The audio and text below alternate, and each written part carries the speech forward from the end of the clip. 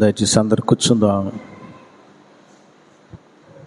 దయచేసి వాక్యం వెలువరించబడే సమయంలో ఎవరు కూడా అటు ఇటు తిరగొద్దని మనవి చేస్తున్నాను.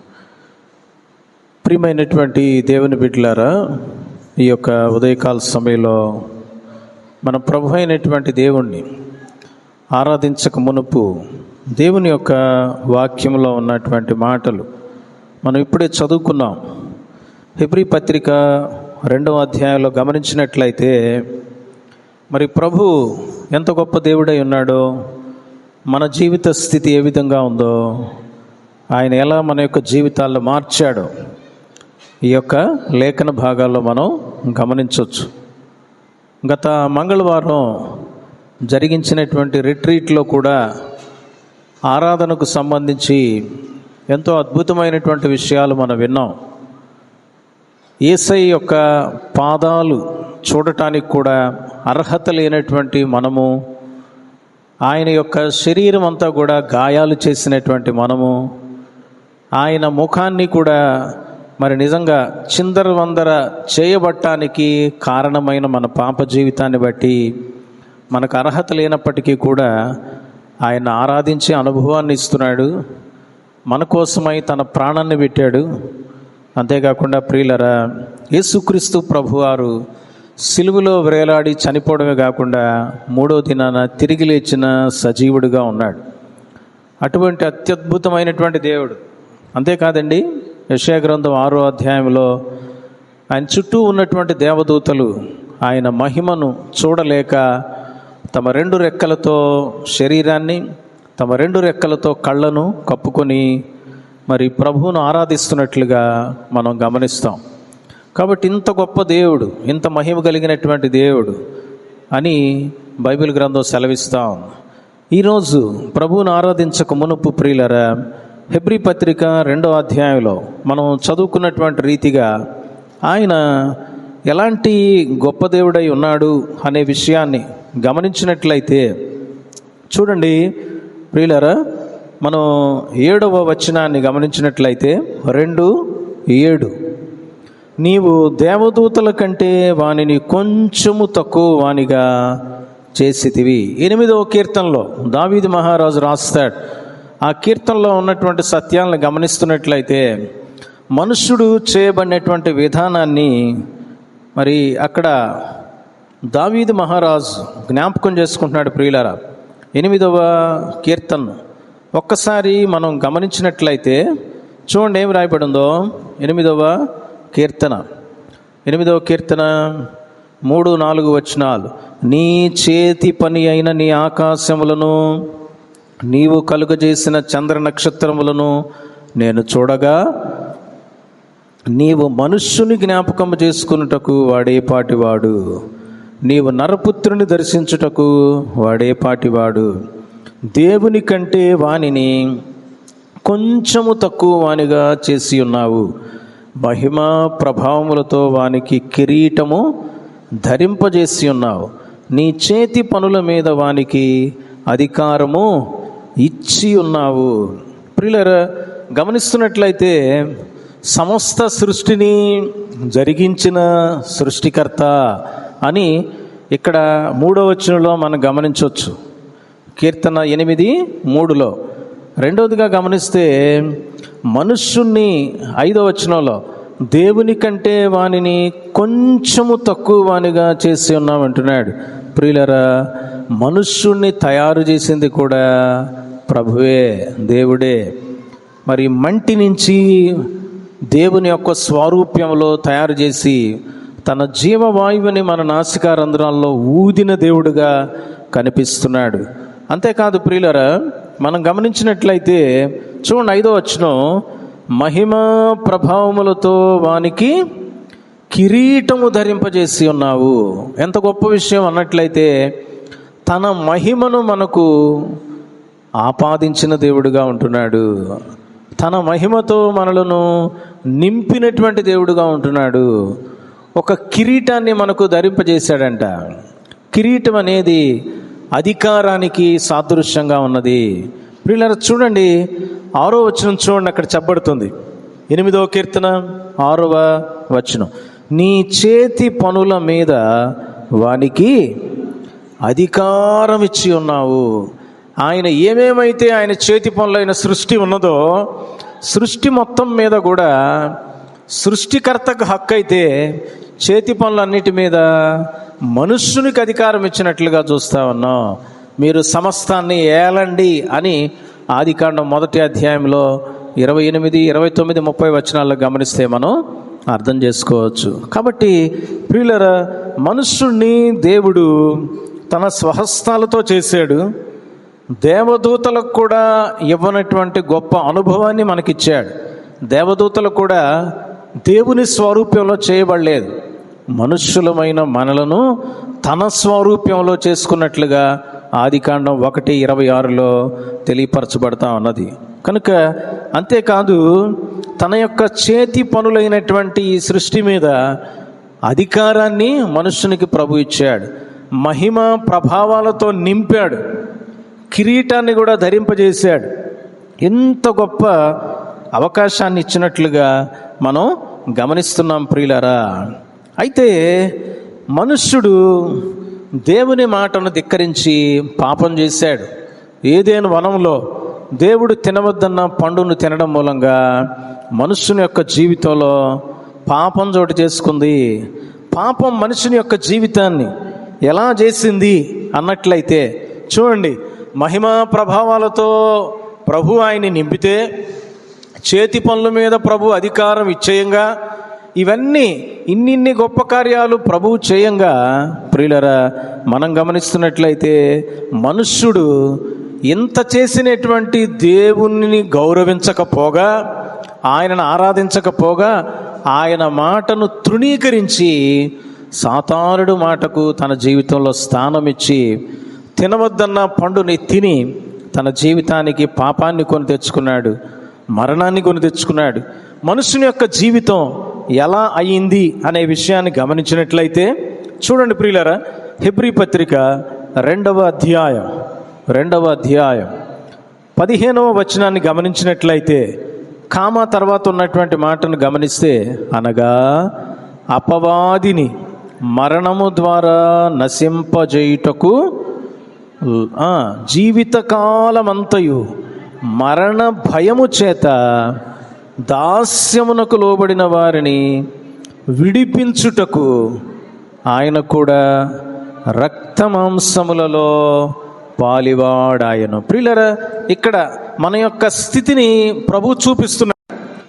నేను ఎంత గొప్ప దేవుణ్ణి, అంత గొప్ప మహిమతో మీకు దరిదాపుగా నాకంటే కొంచెం తక్కువగా మిమ్మల్ని చేశాను, నా ఆత్మను మీకు దయచేశాను, నేను సృజించిన వాటి మీద అధికారాన్ని ఇచ్చాను, దరిదాపుగా నాతో ఈక్వల్గా చేసేసా మిమ్మల్ని. అంతటి స్థాయినిచ్చా, అంతటి మహిమనిచ్చా, అంతటి కిరీటాన్ని మీ తల మీద పెట్టా. అయితే ఆ మహిమను సంపాదించుకున్న మనుష్యుడు ప్రభువుని ఏం చేశాడంటే తృణీకరించాడు, ప్రభువును లెక్క చేయలా. ప్రియులరా, మన జీవితాలు పాపానికి దాసోహనమైపోయినాయి. ప్రియులారా, చూడండి, మనం అపవాది యొక్క మాటలు వినడం మూలంగా ఆదికాండం 3వ అధ్యాయంలో మనం చూడొచ్చు. ఇక్కడ హెబ్రీ పత్రిక 2:15లో కూడా చూడొచ్చు. మన పరిస్థితి ఏమైందో తెలుసండి. జీవితకాలమంతయు మరణ భయం మనకు రాబడింది. ప్రియులారా, మనుష్యునికి అంతకుముందు భయం అనేది లేదు. అయితే ఎప్పుడైతే మనుష్యుడు పాపం చేశాడో భయం వచ్చేసింది. ఆదికాండం 3వ అధ్యాయాన్ని ఒకసారి గమనించినట్లయితే ప్రియులారా, ప్రతి సమయంలో చల్లటి పూట ప్రభు అయిన దేవుడు వచ్చి ఆదాము హవ్వలను దర్శిస్తున్నాడు, వారితో మాట్లాడుతున్నాడు, వెళ్తున్నాడు. అయితే ఒక సందర్భంలో ప్రభువారు వచ్చాడు. ప్రభువారు వచ్చినప్పుడు ఏమి జరిగిందో తెలుసా ప్రియులారా? చూడండి, ఆదికాండం 3వ అధ్యాయం 8వ వచనం. చల్లపూట ఆదామును అతని భార్యయు తోటలో సంచరించుచున్న దేవుడైన యెహోవా స్వరమును విని, దేవుడైన యెహోవా ఎదుటికి రాకుండా తోట చెట్ల మధ్యను దాగుకొనగా తమ్మును తాము దాచిపెట్టుకుంటున్నారు. హైడ్ చేసుకుంటున్నారు దేవుని నుంచి. ప్రియులారా, అప్పుడు ప్రభు అంటున్నాడు 9వ వచనంలో, దేవుడైన యెహోవా ఆదామును పిలిచి నీవెక్కడ ఉన్నావనెను. అందుకతడు, నేను తోటలో నీ స్వరము వినినప్పుడు దిగంబరినిగా ఉంటిని గనుక భయపడి దాగుకొంటిని. ఎందుకు దాక్కోవాల్సి వచ్చింది? భయం వచ్చింది. భయం ఎందుకు వచ్చింది? దేవుని మాటను ధిక్కరించడం మూలంగా, దేవుని మాటకు అవిధేయత చూపించడం మూలంగా. ఎందుకు అవిధేయత వచ్చింది? దేవుని మాటను ఎందుకు ప్రక్కన పెట్టారు? దేవుని మాట కంటే సాతానుడు మాట రుచికరంగా ఎంచారు గనుక. అపవాదికి ఎప్పుడైతే స్థానం ఇవ్వడం బిగిన్ చేశారో ప్రియులరా, దేవుణ్ణి తృణీకరించి ప్రియులరా తప్పు చేసినట్లుగా, పాపం చేసినట్లుగా వాక్యం సెలవిస్తాం. దేవుడు చెప్పలేదా? తెలియక మేము పాపం చేసామయ్యా అని చెప్పొచ్చు వీళ్ళు. కానీ ప్రభు 2వ అధ్యాయంలో ప్రభు అన్నాడు, చూడండి ప్రియులరా, 2వ అధ్యాయంలో 17వ వచనం, అయితే మంచి చెడ్డల తెలివినిచ్చు వృక్ష ఫలములను నీవు తినకూడదు, నీవు వాటిని తిను దినమున నిశ్చయముగా చచ్చదమని నరునికి ఆజ్ఞాపించను. ప్రభు ఆల్రెడీ చెప్పాడు, అయా ఏదైనా వనంలో ఉన్న అన్ని వృక్ష ఫలాలు నువ్వు తినొచ్చు, కానీ తోట మధ్యలో ఒక ప్రత్యేకమైన ఒక చెట్టు ఉంది, మంచి చెడ్డల వివేచనని తెలియజేసే చెట్టు ఉంది. ఆ చెట్టు యొక్క ఫలాలు నీవు తినకూడదు, తింటే ఏమవుతావు కూడా చెప్పాడు. తినొద్దయా అని చెప్పేసి వదిలేలా, క్లారిటీగా ఇచ్చాడు దేవుడు. మాట క్లియర్ కట్గా తెలియజేశాడు, నువ్వు తింటే చచ్చిపోతావు అనే మాట చెప్పాడు. అయితే సాతానుడు వచ్చి హవ్వను శోధిస్తూ ప్రియులరా ఏం చెప్పాడంటే, మీరు చావనే చావరు, మీరు చావనే చావరు ఆ పండు తింటే అని చెప్పినప్పుడు ఆమె ఆ మాటను నమ్మి ప్రియులరా మనం గమనిస్తున్నట్లయితే మరి తప్పు చేసినట్లుగా చూస్తున్నాం, దేవుని మాటను ధిక్కరించినట్లుగా చూస్తున్నాం. దేవుని మాటను ధిక్కరించటమే పాపమని బైబిల్ సెలవిస్తూ ఉంది. పాపం ఏం చేసింది మొట్టమొదటగా అన్నట్లయితే భయాన్ని తీసుకొచ్చిందండి. భయాన్ని తీసుకొచ్చింది, అమ్మో అనేటువంటి ఒక ఆతృతను తీసుకొచ్చింది, ఒక దుఃఖాన్ని, వేదనని తీసుకొచ్చేసింది ప్రియులారా. అంతేకాదు ఈ పాపం ఏం చేసిందండి, దేవుడు చెప్పినట్టుగా మరణాన్ని కూడా తీసుకొని వచ్చింది. అందుకనే హెబ్రీ గ్రంథకర్త ప్రియులారా 2వ అధ్యాయం 15వ వచనంలో రాస్తున్నాడు. ఏమంటాడు తెలుసండి, జీవితకాలమంతయు మరణ భయము చేత. ఈ మరణ భయం వచ్చేసింది, మామూలు భయం కాదు, అమ్మో నాకేమన్నా అయిపోద్దేమో అనేటువంటి భయం. ప్రియులరా భయమే కాదండి, మరణ భయం ఈ రోజున అనేక మందిని తాకుతున్నది. కారణం ఏంటో తెలుసా? పాపము. ఎక్కడైతే పాపం ఉండదో అక్కడ ధైర్యం ఉంటుంది ప్రియులరా. పాపాన్ని నువ్వు తీసేసుకోగలవా? తీసేసుకోలేం, యేసయ్య తీసేస్తాడు. అయితే ఈ పాపం మూలంగా మనుషుని యొక్క జీవితంలో మరణ భయం వచ్చేసింది. చూడండి ఇంకా ఏమంటున్నాడు, జీవితకాలమంతయు మరణ భయము చేత దాస్యమునకు లోబడిన వారిని అంటున్నాడు. ప్రియులారా మరణ భయం చేత దాస్యానికి లోబడే జీవితం, దాస్యానికి లోబడే పరిస్థితి వచ్చేసింది. అంటే దాస్యము చేసే పరిస్థితి వచ్చింది. అంటే దాసులుగా, బానిసలుగా మారిపోయిన పరిస్థితి వచ్చింది. ప్రభు ఎలా చేశాడు మనల్ని? చేతి పనులన్నిటి మీద అధికారిగా చేశాడు. అర్థమైందండి? మహిమా ప్రభావాలతో నింపాడు, కిరీటాన్ని ధరింపజేశాడు. ఇంత గొప్ప స్థాయిని ప్రభు ఇవ్వంగా ప్రియులరా ఇక్కడ వాక్యం తెలియపరచబడతా ఉంది. పాపం ఏం చేసిందంటే భయాన్ని తెచ్చింది, మరణ భయాన్ని తెచ్చింది, దాసులయ్యేటువంటి పరిస్థితిని తీసుకొచ్చేసింది. దేనికి దాసులైపోయారండి అన్నట్లయితే పాపము చేయు ప్రతివాడు దేనికి దాసుడు అంటమ్మా?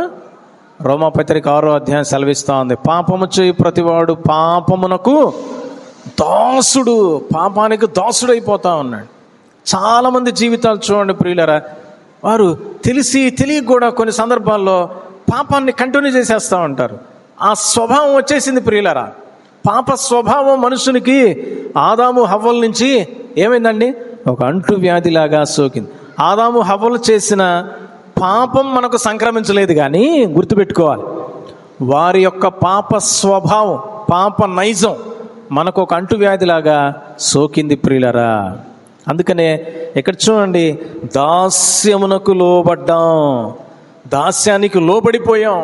దేవునికి లోబడాల్సిన మనం, దేవుని వాక్యానికి లోబడాల్సిన మనం, ఏమండి దేవుని సన్నిధిలో దేవుని కొరకు జీవించాల్సినటువంటి మనం ఏమైపోయాం? పాపానికి, సాతానుడికి ఏమైపోయామండి? దాసులమైపోయాం ప్రియులారా, దాసులమైపోయాం. దాస్యం చేయాల్సిన పరిస్థితి వచ్చింది.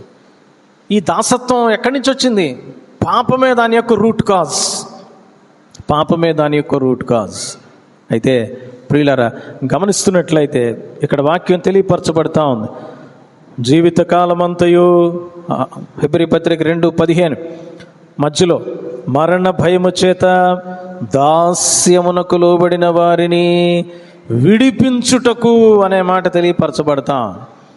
ఏమండి, ఇటువంటి స్థితిలో అయ్యో నేనెంత అద్భుతంగా చేశానే, నా మహిమనిచ్చానే, నా జీవాన్ని ఇచ్చానే, నా యొక్క ఆత్మలో పాలును దయచేసానే, ఏమండి నా స్వరూపాన్ని మీకు దయచేసానే, ఇంత పెద్ద సృష్టికి అధికారిగా మిమ్మల్ని చేశానే, అలాంటిది నా మాటను మీరు ధిక్కరించి మీ ఇష్టం వచ్చినట్టుగా పాపం చేసేస్తారా అని ప్రభువు ప్రియులరా కోపగించుకొని ఎప్పటికీ మిమ్మల్ని చూడనని ప్రియులరా దూరం పెట్టేశాడా?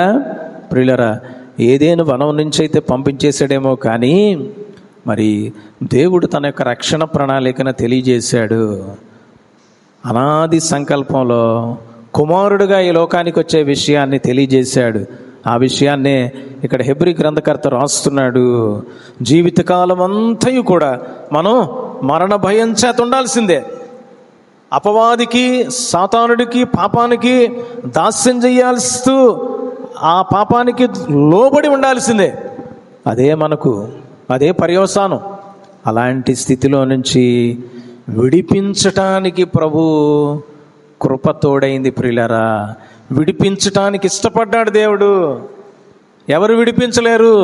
నీ సొంత శక్తి, నీ బలం చేత కాదు, నీ తల్లిదండ్రుల చేత కాదు, నీ ఉద్యోగం చేత కాదు, నీ డబ్బు చేత కాదు, నీ అందచందాలు, నీ కులగోత్రాలను బట్టి కాదు, దేని ద్వారా కూడా విడిపించబడలేవు. పాపమనే దాస్యం నుంచి ఒక పాపిని మరొక పాపి కాపాడలేడు. ఒక పాపిని పాపము లేని పరిశుద్ధుడైన దేవుడు మాత్రమే విడిపించగలడు. ఎలా విడిపించగలడు? ప్రియులరా చూడండి, ప్రియులరా మనం గమనిస్తున్నట్లయితే చూడండి, 16వ వచనం చదువుకొని మళ్ళీ 15లోకి వద్దాం.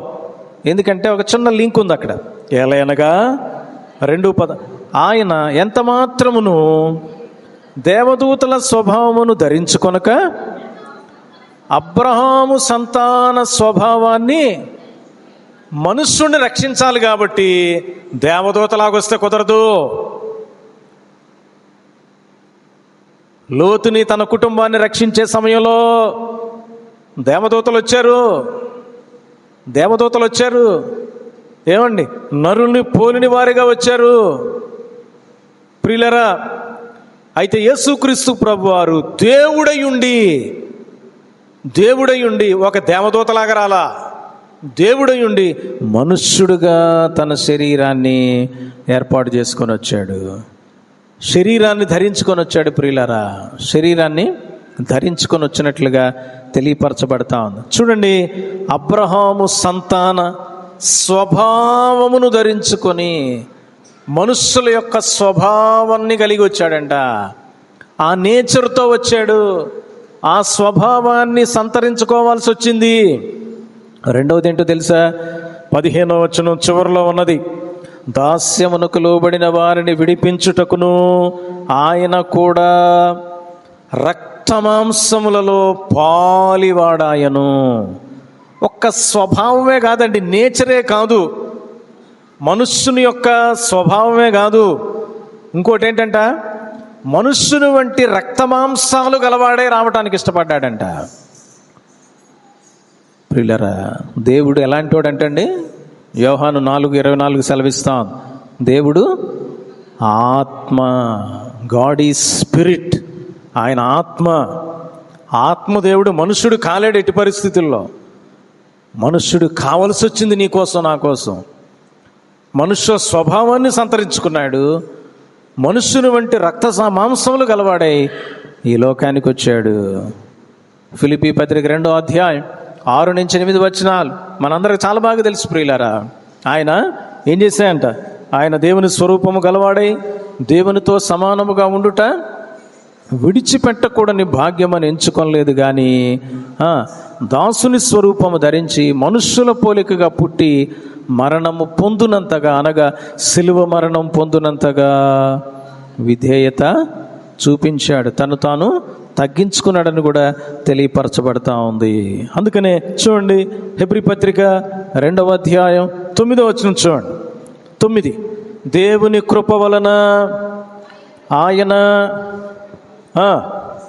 ప్రతి మనుష్యుని కొరకు మరణము అనుభవించున్నట్లు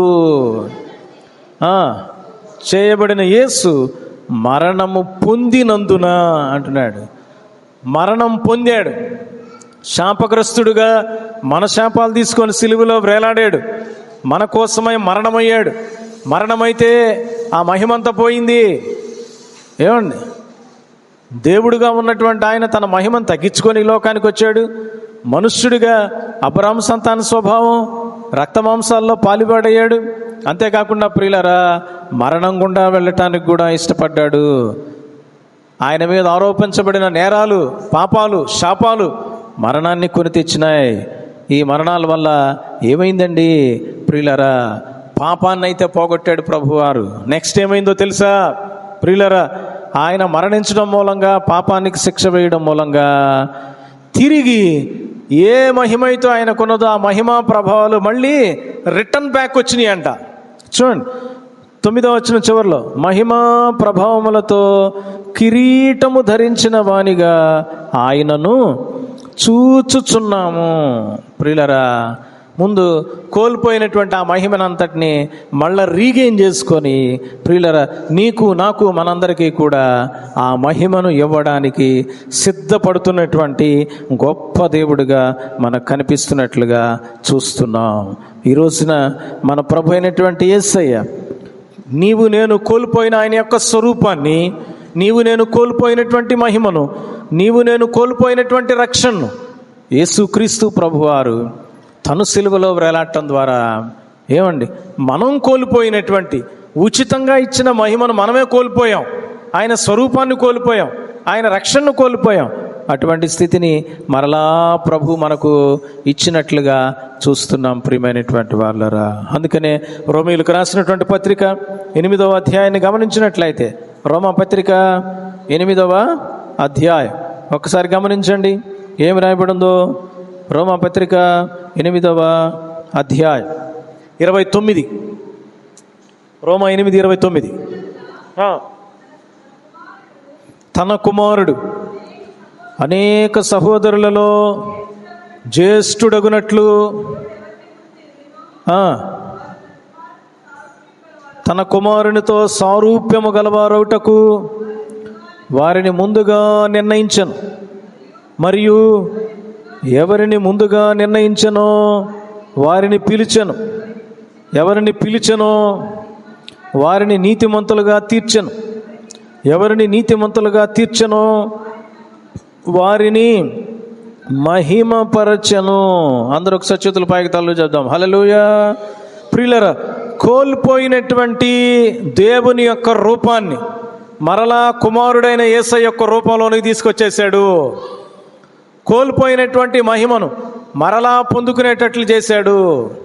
అంతేకాదు ప్రియులరా, కోల్పోయినటువంటి ఆ రక్షణ వస్త్రాన్ని, ఏమండి, ఏ వస్త్రం అయితే కోల్పోయి భయం వచ్చిందో వాళ్ళకి దేవుడు పిలిచినప్పుడు ఆదామంటున్నాడు, అయ్యా నేను దిగంబరినిగా ఉన్నాను గనుక నాకు భయం వేసి దాక్కున్నానన్నాడు. ఏంటండి దిగంబరిగా ఉండేది ప్రియులరా? దిగంబరిగా ఉన్నాడంట ప్రియులరా. అంతకుముందు దిగంబరిగా లేడా?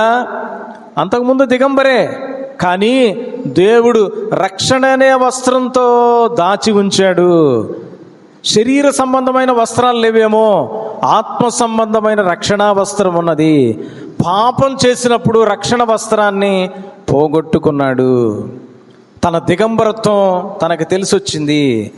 ప్రియులరా, యేసుక్రీస్తు ప్రభువారి ద్వారా ఏమొస్తుందండి ప్రియులరా? మనం కనుక గమనించినట్లయితే రక్షణ కూడా వస్తున్నట్లుగా మనం గమనించవచ్చు. మొదటి తిమోతి పత్రిక 1 అధ్యాయం 15వ వచనం చూడండి, ఏమి రాయబడింది? 15వ వచనం, పాపులను రక్షించుటకు క్రీస్తు యేసు లోకమునకు వచ్చెను. ప్రియులారా, ఇక్కడ తెలియపరచబడుతోంది. పాపినంట ఏం చేస్తున్నాడు యేసు ప్రభు వారు? రక్షించాడు. రక్షణ కూడా వచ్చింది. ఏమండి? కోల్పోయిన రక్షణ, కోల్పోయిన స్వరూపం, కోల్పోయిన మహిమ, ఏమండి, మరలా తిని వెనక్కి తీసుకొని వచ్చాడు. ప్రియులారా, యేసు ప్రభువారు ఎంత గొప్ప దేవుడై ఉన్నాడు ఒకసారి ఆలోచన చేయండి.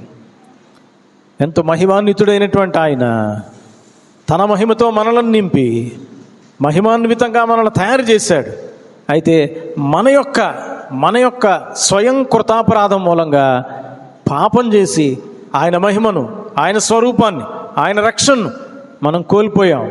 అయితే యుక్త సమయంలో దేవుడు తన కుమారుడైన యేసుని ఈ లోకానికి పంపించి ఏమండి, జీవితకాలం మట్టుకు మరణ భయం చేత దాస్యానికి లోబడిన స్థితిలో ఉన్నటువంటి నిన్ను నన్ను రక్షించటానికి, తన స్వరూపాన్ని మరలా ఇవ్వడానికి, తన మహిమతో నిన్ను నన్ను నింపి పరలోకంలో తనతో పాటుగా సింహాసనం మీద కూర్చుండబెట్టడానికి ప్రభువారు అబ్రహాము సంతాన స్వభావాన్ని ధరించుకోవాల్సి వచ్చింది.